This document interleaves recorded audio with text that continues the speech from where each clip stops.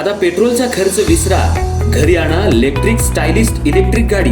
100% भारतीय बनावटीची electrics EV electric गाडी आता उपलब्ध। 5 वर्षांची वॉरंटी, आकर्षक कलर्स आणि स्पोर्ट्स डिझाइन। एकदा चार्ज करा आणि 100 ते 140 किलोमीटर पर्यंत रेंज। अत्याधुनिक सर्व्हिस सुविधा, लोन सुविधा सुद्धा उपलब्ध। आजच भेट द्या साई मोटर्स, किसान चौक, इचलकरंजी। संपर्क 93 73 27 57 52 किंवा 0230 299 77 66। नो पेट्रोल नो टेन्शन, इलेक्ट्रिकचा स्मार्ट पर्याय।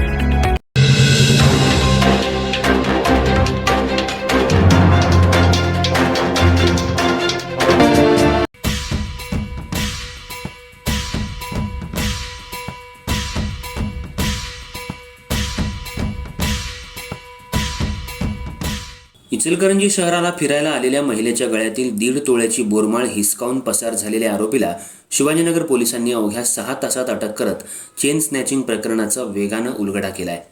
सीसीटीव्ही फुटेज आणि तांत्रिक तपासाच्या मदतीनं आरोपीपर्यंत पोहोचत पोलिसांनी ही कारवाई केली असून शहरातील नागरिकांमध्ये पोलिसांच्या तत्परतेबद्दल समाधान व्यक्त होत आहे।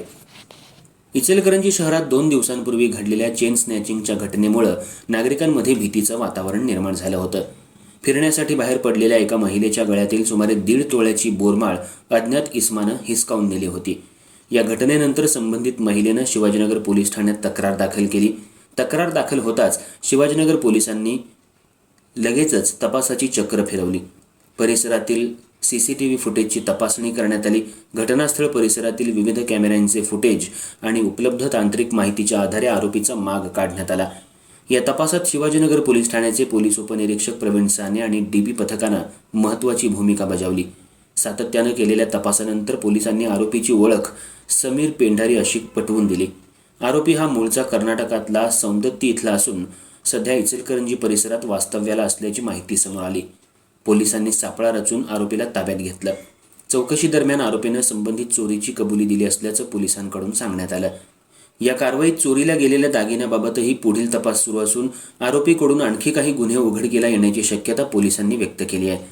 चेन स्नॅचिंग सारख्या गुन्ह्याचा अवघ्या 6 ते 7 तासात उलगडा करून आरोपीला गजाआड करण्यात पोलिसांना यश आल्यानं त्यांच्या कामगिरीचं कौतुक होत आहे। ही कारवाई वरिष्ठ अधिकाऱ्यांच्या मार्गदर्शनाखाली करण्यात आली। या पथकात पोलीस उपनिरीक्षक प्रवीण साने, पोलीस हवालदार अनिल चव्हाण, सद्दाम सनदी, गजानन बरगाले, अरविंद माने आणि इतर कर्मचाऱ्यांचा यात सहभाग होता। पुढील तपास शिवाजीनगर पोलीस ठाण्याकडून सुरू आहे।